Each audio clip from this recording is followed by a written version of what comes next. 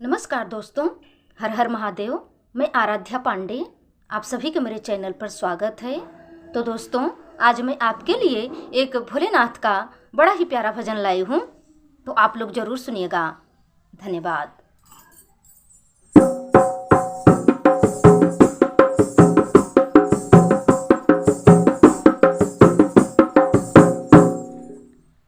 अरे भोले के साज